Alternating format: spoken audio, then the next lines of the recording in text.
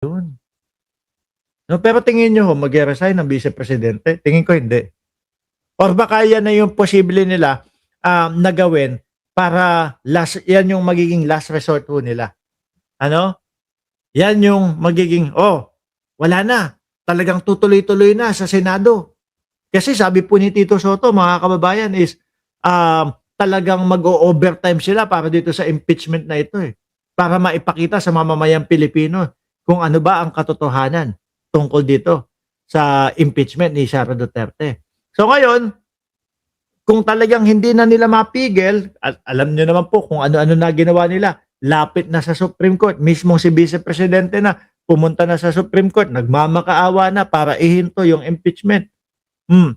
Kung hindi talaga nila magawa, baka ito ang gawin ng Vice Presidente for the sake na makatakbo sa 2028. Ang tanong dito, siyempre kung ganyan, makakatakbo, may magkakaso kaya?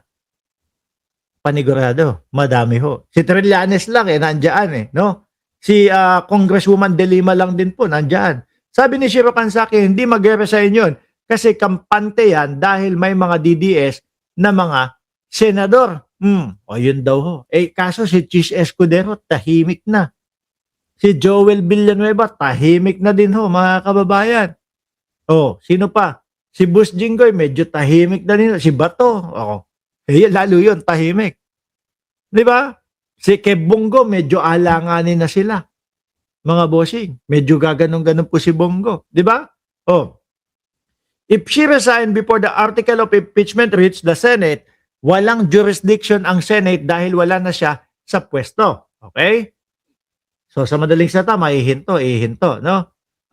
But if she resigned after the article of impeachment have been received by the Senate, we look at the practice in the case of Ombudsman Merceditas Gutierrez and COMELEC Chair Andy Garcia. Umabot sa Senado yung article of impeachment tapos nag-resign sila and then the Senate did not continue anymore. Kung mag-resign, maihinto. Kaya lang malamang ang maging kapalit nun ay kasuhan. Sabi ni D. Reels, those were heavy accusation, human trafficking, prostitution, human exploitation, manpower, labor. Totoo yan. Non-bailable. No? Yung ano pa lang human trafficking pa lang kaya defensor, doon sa misis niya, tsaka sa anak niya, yari na yan If you go by the practice, Sara will be out of office but there is no decision on or perpetual disqualification but a criminal case can be filed with the ombudsman. Yan nga ho. Hindi pa din makakatakas at hindi pa din ho makakawala, mga kababayan. No? Kung mag-resign siya before or during, mahihinto at hindi itutuloy yung sa Senate, pero posible na kasuhan sa ombudsman, criminal. Speaking ombudsman naman po, mga kababayan, natandaan nyo din po ito, di ba? Yung sila Jinggoy, sila Quezon, di ba? Mga boss chief pa mo sir, nasa na din kaya yun? Remulla call Senate panel stands on flood control scandal politics. Hindi ho tayo, ito ang hindi natin naririnig, mga kababayan. No? Na dapat ito yung naririnig natin versus doon sa kay ombudsman, na versus po doon kay Congressman Martin Romualdez, mga bossing. Di ba? Kasi ito ho, mga kababayan, talagang Chis Escudero, meron tayong mga naiintindihan na merong mga insertion. Jinggoy Estrada, merong nagkukwento na merong pumasok, pumunta kay Mrs. Ramos, ganito, ganyan, may ihinatid doon sa Senate. May mga ganun Pero yung kay congressman, mga kababayan, wala. Orly Gutesa, 18 Martes, at yung video ni Saldico. Uulitin ko po sa inyo. No?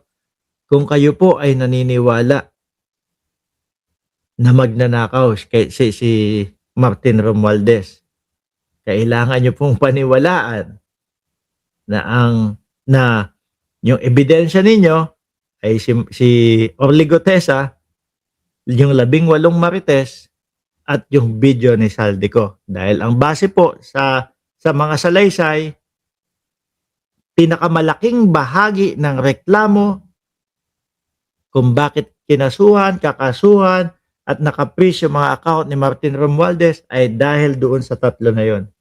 Si Gutesa, 18 marites, at yung video ni Saldico. Ngayon, kung kayo naman po ay dati, kasama namin kayo doon sa mga dumidebunk, nagdedebunk, na sinasabi hindi totoo si Gutesa, hindi totoo yung 18 marites, at hindi totoo yung salaysay sa video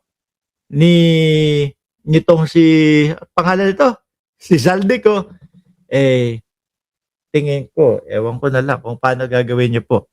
Pasensya na po. Kasi yung isang Mark Ramos, hanggat hindi nakikita yung matibay na ebidensya, hindi ho babanat. Ako'y magpapaalam na. Maraming salamat and God bless po sa ating